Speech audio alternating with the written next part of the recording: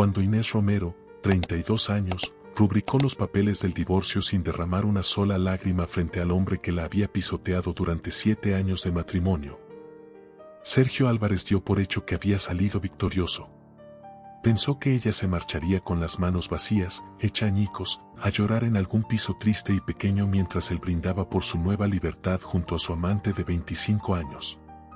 Lo que Sergio ignoraba era que aquella mujer silenciosa, esa esposa a la que había tratado como si no existiera, guardaba un secreto capaz de hacer tambalear los cimientos de su soberbia. 3 semanas después del divorcio, las revistas del corazón de toda España estallaron con fotografías de Inés saliendo de las boutiques más exclusivas de Sevilla del brazo de Lorenzo Castel, uno de los empresarios más adinerados del país. Y cuando Sergio vio esas imágenes, cuando descubrió quién era en realidad el hombre que acompañaba a su exmujer, la sangre se le heló, porque el destino tiene una manera peculiar de ajustar cuentas. Y Inés Romero estaba a punto de demostrar que el silencio de una mujer herida puede ser más poderoso que 1000 gritos de venganza. Si estás preparado para esta historia, escribe en los comentarios desde donde estás viendo este video. El despacho del abogado olía a cuero caro y ambición contenida. Las paredes estaban cubiertas de estanterías repletas de libros que probablemente nadie abría. Diplomas enmarcados que proclamaban triunfos académicos y fotografías junto a políticos y empresarios que certificaban el estatus del bufete. Era el tipo de lugar donde se decidían destinos con la frialdad de una transferencia bancaria, donde los matrimonios se disolvían con la misma eficiencia con la que se firmaban contratos millonarios. Inés Romero estaba sentada en una butaca de piel beige, la espalda erguida, las manos entrelazadas sobre el regazo, con una calma que desconcertaba a todos los presentes. Llevaba un vestido sencillo de color rosa empolvado que realzaba su figura delgada, el cabello oscuro cayendo en ondas suaves sobre los hombros. No llevaba más adornos que su alianza de matrimonio, esa que en cuestión de minutos dejaría de significar nada. Su rostro era una máscara de serenidad. Sus ojos castaños permanecían fijados en los documentos que tenía delante, sin delatar emoción alguna. Al otro lado de la mesa de caoba pulida, Sergio Álvarez la examinaba con los brazos cruzados y una expresión de aburrimiento mal disimulada. Era un hombre atractivo de 38 años, pelo rubio peinado hacia atrás con gel, barba recortada al milímetro, traje oscuro de firma italiana. Todo en él gritaba dinero y triunfo, desde el reloj suizo en su muñeca hasta los gemelos dorados en sus puños.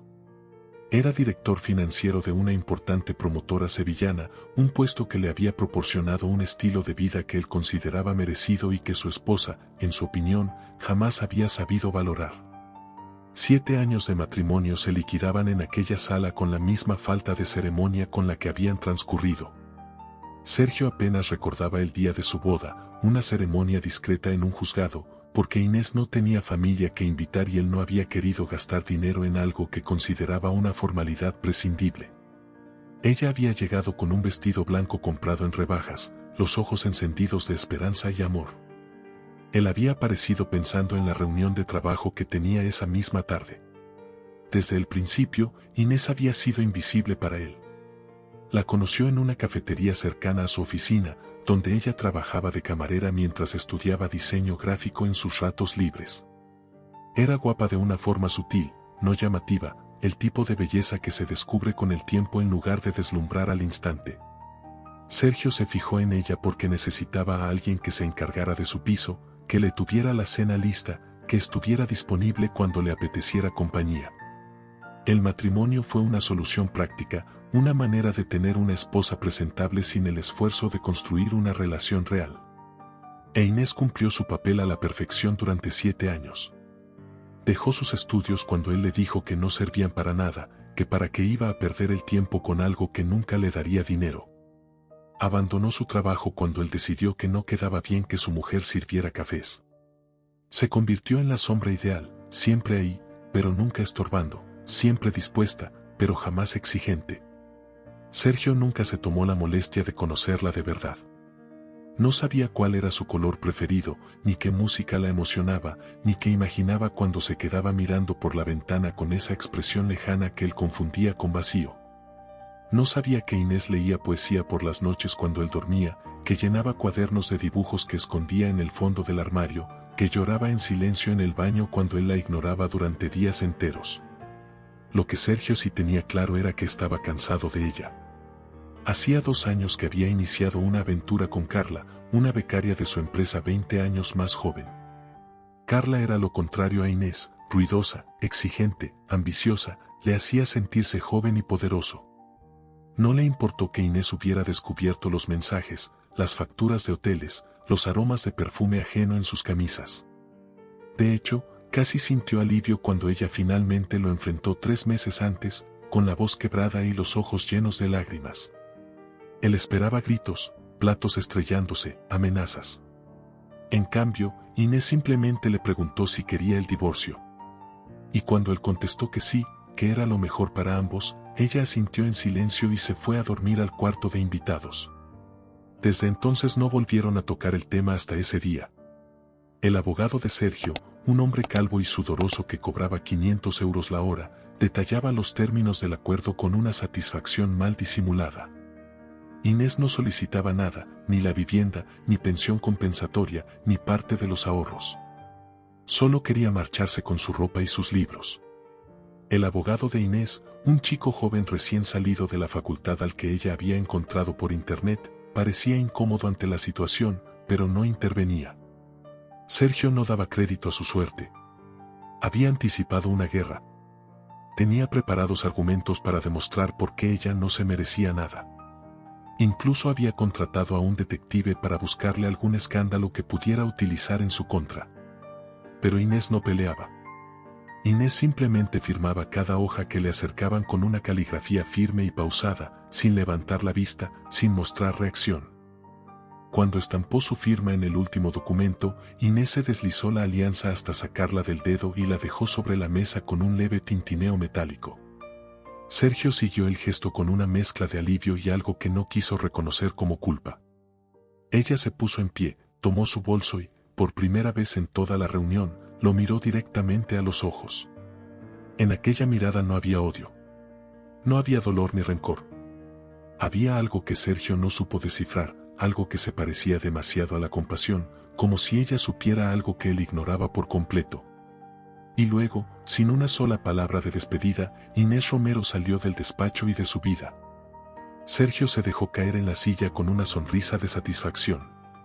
Todo había sido mucho más sencillo de lo que imaginaba. Ahora era libre para vivir como quisiera, sin el lastre de una esposa aburrida. Carla lo esperaba en su apartamento con champán y planes de futuro. Todo parecía perfecto. Lo que Sergio no sabía, lo que no podía ni sospechar, era que Inés Romero no era la mujer insignificante que creía conocer y que las semanas siguientes se encargarían de demostrárselo, derribando una a una todas sus certezas de 7 largos años. Inés salió del bufete y caminó 3 manzanas antes de permitirse respirar hondo. Por primera vez en 7 años era completamente libre. Sacó el móvil y marcó un número que conocía de memoria. La conversación fue breve. Ya estaba hecho. Todo había terminado. 10 minutos después, un Mercedes negro se detuvo junto a ella. La historia de Inés era mucho más compleja de lo que Sergio jamás se había molestado en averiguar. Había nacido en un pequeño pueblo de Asturias, hija de una madre soltera. Nunca llegó a conocer a su padre. Su madre murió cuando ella tenía 18 años, dejándola sola con 300 euros en el bolsillo. Se trasladó a Sevilla y, en medio de su soledad, conoció a Sergio. El matrimonio fue una vía de escape de la precariedad que terminó convirtiéndose en una cárcel. Pero un año antes, rebuscando entre cajas viejas, Inés encontró una carta firmada por un hombre llamado Julio Romero, fechada antes de su nacimiento. En ella, Julio prometía regresar por ella y por el bebé que esperaban. La carta nunca se envió. Julio había fallecido en Chile 3 meses después, sin llegar a saber que tenía una hija. Inés investigó y descubrió que Julio tenía un hermano menor, Lorenzo Castel Romero, hoy uno de los empresarios más ricos de España, dueño de hoteles de lujo y bodegas en la Ribera del Duero. 6 meses atrás, Inés le había escrito una carta explicándole quién era. La respuesta llegó en persona. Lorenzo apareció en una cafetería. Un hombre de 50 años con los mismos ojos castaños que ella. Trajo álbumes de fotos, recuerdos de Julio, lágrimas de un tío que descubría que no estaba solo en el mundo. Desde entonces se convirtió en la familia que Inés nunca tuvo y fue él quien le dio el valor para pedir el divorcio. El Mercedes la llevó hasta una urbanización de lujo en Fuente del Fresno. Lorenzo la esperaba con los brazos abiertos. Inés por fin se permitió llorar. Esa noche él le ofreció un apartamento, un puesto en su cadena hotelera, la posibilidad de retomar sus estudios. No como limosna, sino como la herencia moral que su padre habría querido dejarle. Inés aceptó con una condición. Nadie debía conocer su vínculo familiar. Quería empezar de cero con sus propios méritos.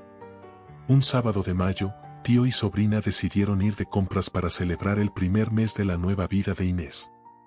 No se dieron cuenta del paparazzi que los seguía desde el aparcamiento. Las fotografías se vendieron esa misma noche. El titular, Lorenzo Castel, casado con su misteriosa nueva conquista. Las instantáneas mostraban una cercanía evidente. Él cargando bolsas, ella riendo, un beso en la mejilla que, congelado en papel, parecía algo más. Las redes sociales ardieron. Algunos la llamaban interesada. Otros celebraban que el soltero más cotizado de España hubiera encontrado el amor. Sergio se enteró de la peor manera posible. Carla hojeaba la revista durante el desayuno cuando soltó un grito. La cara de Inés lo miraba desde la portada, pero era una Inés que él apenas reconocía, vestido rojo, melena brillante, sonrisa luminosa. Parecía viva de una forma en la que jamás lo había estado durante su matrimonio. Y junto a ella aparecía Lorenzo Castel, el mismo cuya empresa le había negado un cargo directivo, el mismo que era cliente VIP de su promotora, el mismo cuyo patrimonio superaba los 500 millones de euros. La rabia le subió a la cabeza. No eran celos, se repitió, porque él no amaba a Inés. Era la sensación de haber sido engañado por esa mujer insignificante que había aceptado el divorcio sin reclamar nada. Esa noche le escribió un mensaje preguntando si era cierto, si había estado viéndose con Castel mientras seguían casados. La respuesta llegó 20 minutos después, corta y demoledora. Su vida ya no era asunto suyo. Le deseaba lo mejor. Sergio no pegó ojo esa noche y las siguientes semanas serían mucho peores. Las semanas posteriores fueron un torbellino para Inés. Tras la ola mediática, ella y Lorenzo decidieron que había llegado el momento de contar la verdad. Convocaron una rueda de prensa en la sede de Hoteles Castel, donde Lorenzo presentó a Inés no como su nueva compañera sentimental, sino como lo que realmente era. ¿Te está gustando esta historia? Deja tu like y suscríbete al canal. Ahora seguimos con el video. Su sobrina, la hija de su hermano Julio. La revelación fue una bomba que hizo saltar por los aires los titulares anteriores. Los medios se lanzaron en masa a buscar información sobre Julio Romero, sobre la madre de Inés, sobre cómo era posible que el heredero de una de las grandes fortunas del país hubiera tenido una hija desconocida. La historia era irresistible, la huérfana que descubre que es heredera de un imperio, la Cenicienta moderna que no necesitaba príncipe porque tenía su propio destino. Inés manejó la exposición pública con una elegancia que sorprendió incluso a Lorenzo. Concedió una única entrevista a una periodista de prestigio donde relató su historia con honestidad, pero sin victimismo. Habló de su madre con ternura, de su padre con curiosidad y perdón por las circunstancias que los separaron, de sus años difíciles en Sevilla, sin mencionar nunca el nombre de Sergio. Cuando le preguntaron por su matrimonio fallido, simplemente dijo que algunas experiencias nos enseñan en quién no queremos convertirnos. Para Sergio Álvarez, cada nueva noticia era una humillación renovada. Sus compañeros lo miraban con una mezcla de burla y asombro. ¿Cómo había podido divorciarse de la sobrina de Lorenzo Castel sin saberlo?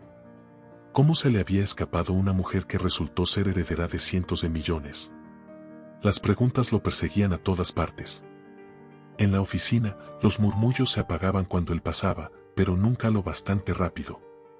Su jefe, que siempre lo había tratado con un respeto distante, ahora lo observaba con algo muy parecido a la decepción. Al fin y al cabo, Lorenzo Castel era uno de los clientes más importantes de la promotora, y el hombre que había maltratado a su sobrina trabajaba allí mismo. Carla tampoco ayudaba.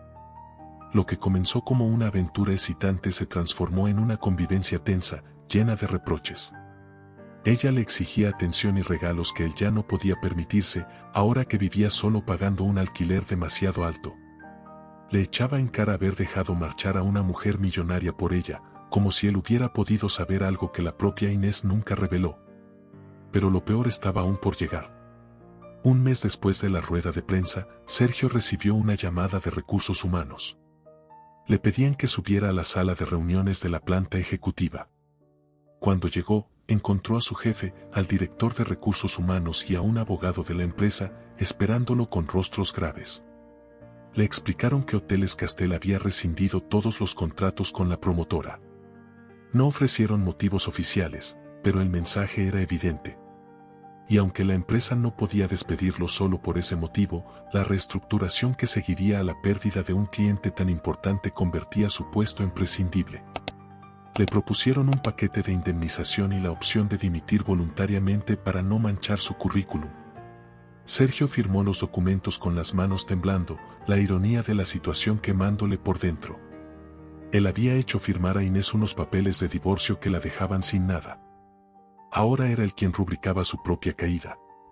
Salió del edificio con una caja de cartón entre los brazos, conteniendo sus cosas personales, mientras el sol de la tarde brillaba como una burla sobre su desgracia.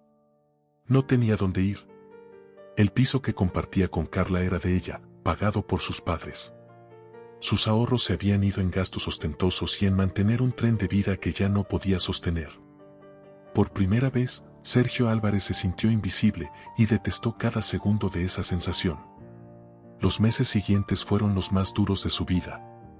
Carla lo dejó en cuanto quedó claro que ya no podía ofrecerle el nivel de vida que esperaba. Se mudó de nuevo con sus padres a las afueras de Sevilla. Una humillación que jamás habría imaginado. Envió cientos de currículums, pero su mala fama lo precedía. Nadie quería contratar al hombre que había enfadado a Lorenzo Castel. Mientras tanto, Inés florecía. Su trabajo como diseñadora en Hoteles Castel llamó la atención por su talento auténtico, no por su apellido. Rediseñó las suites de 2 hoteles boutique con un estilo que las revistas de decoración calificaron de fresco y sofisticado. Retomó sus estudios de diseño gráfico en la universidad, asistiendo a clases nocturnas con la misma determinación que había tenido a los 18 años. Pero más importante que el éxito profesional era la transformación interior. Inés había encontrado su voz, esa que Sergio había apagado durante 7 años. Hablaba con seguridad, reía sin pedir permiso, ocupaba espacio sin disculparse. Volvió a escribir poesía y algunos de sus poemas se publicaron en una pequeña revista literaria. Nada grandioso, pero suyo. También encontró el amor, aunque de un modo que nadie habría previsto. Daniel Cuesta era el director de un hotel en Barcelona, a donde Inés viajó para supervisar una reforma. No era millonario ni famoso, solo un hombre honesto de 40 años que la miraba como si fuera la persona más fascinante del mundo. Se conocieron discutiendo sobre tonos de pintura y acabaron cenando juntos, luego desayunando, luego sin querer separarse. Daniel no sabía quién era Lorenzo Castel cuando conoció a Inés. No le importó cuando lo supo. La quería por cómo fruncía la nariz cuando algo le hacía gracia, por las notas que garabateaba en los márgenes de sus libros, por la forma en que se quedaba absorta mirando el mar. Detalles que Sergio jamás se había tomado el tiempo de observar. Un año después del divorcio, Inés y Daniel anunciaron su compromiso. La boda sería pequeña e íntima, en una finca de la costa asturiana, cerca del pueblo donde Inés había crecido. Lorenzo la acompañaría al altar en lugar del padre ausente. Solo familia cercana y amigos de verdad recibirían invitación. Sergio se enteró por las redes sociales, como el resto. Vio las fotos del anuncio. Inés resplandeciente con un vestido sencillo, abrazada a un hombre que la miraba con auténtica devoción. El texto que acompañaba la imagen hablaba de segundas oportunidades y de encontrar a alguien que ve tu luz incluso cuando tú la has olvidado. Algo se quebró dentro de Sergio ese día. No era amor por Inés, eso lo tenía claro. Era la conciencia tardía de todo lo que había desperdiciado, no solo a ella como persona, sino la oportunidad de ser alguien distinto, alguien mejor. Había pasado 7 años con una mujer extraordinaria y la trató como si fuera un mueble. Tuvo la posibilidad de crecer, de aprender, de amar de verdad y la tiró por la borda por un ego que ahora no le servía de nada. Por primera vez en su vida, Sergio lloró. Lloró por el hombre que podría haber sido y nunca fue. Lloró por los años gastados y las ocasiones perdidas. Lloró porque por fin entendía que el karma no es un castigo, sino un espejo, y el reflejo que veía era devastador.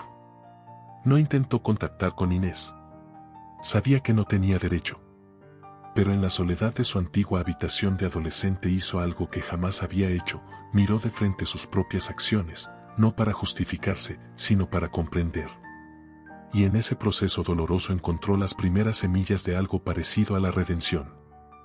2 años después del divorcio, Inés Romero se plantaba frente al espejo de un hotelito en la costa asturiana, ajustándose el velo de novia que su madre habría adorado.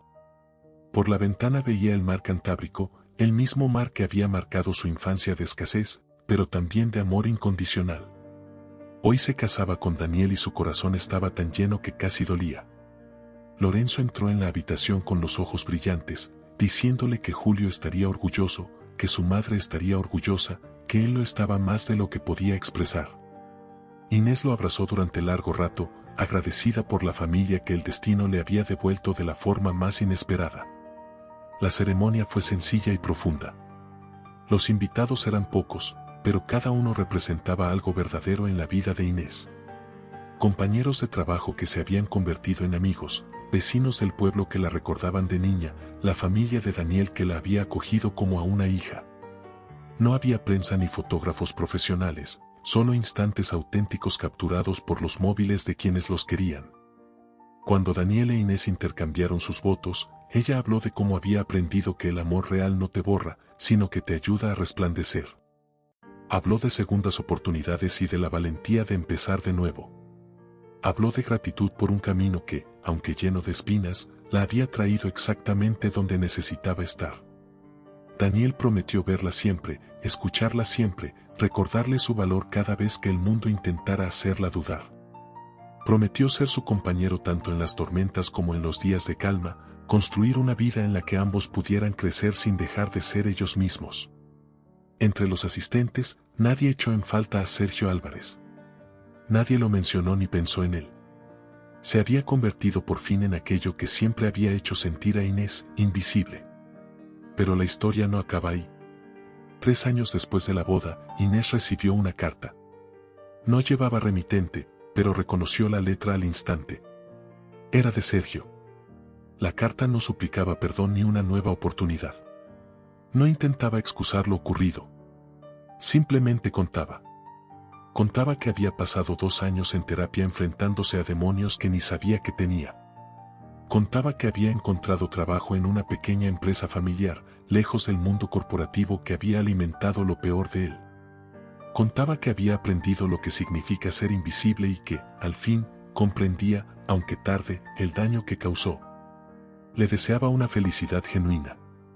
Le daba las gracias, por absurdo que sonara, por haberle enseñado la lección más importante de su vida, aunque esa enseñanza hubiera llegado a través del sufrimiento que él mismo provocó. Y terminaba con una promesa de intentar ser mejor, no por ella, sino por sí mismo y por cualquiera que se cruzara en su camino en el futuro. Inés leyó la carta 3 veces, luego la dobló con cuidado y la guardó en una caja donde conservaba otras misivas importantes.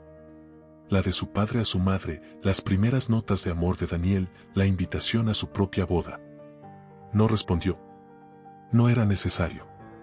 Algunas historias no concluyen con venganza ni con reconciliaciones espectaculares.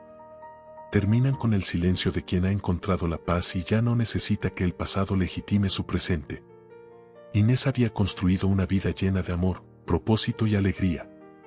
Tenía un esposo que la adoraba, un tío que la protegía, un trabajo que la apasionaba, y, por fin, una hija de 2 años con los mismos ojos castaños de 3 generaciones de Romero.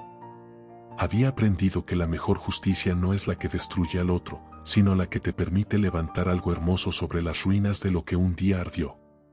Y cada mañana, cuando el sol asturiano se colaba por la ventana de su casa frente al mar, Inés sonreía sabiendo que el silencio con el que aceptó aquel divorcio no fue una derrota. Fue el primer paso hacia la vida que siempre mereció. Si esta historia te hizo creer que los finales felices existen para quienes se atreven a empezar de cero, Deja un corazón aquí abajo para que lo sepa. Y si de verdad quieres apoyar relatos como este, que hablan de personas reales con corazones de carne y hueso en un mundo que a menudo olvida lo que importa, puedes dejar un pequeño 1000 gracias de corazón a través de la función de super gracias aquí abajo. Cada gesto suma, igual que el silencio de Inés pesó más que 1000 palabras, porque tú elegiste quedarte hasta el final y eso te hace tan especial como la protagonista de esta historia.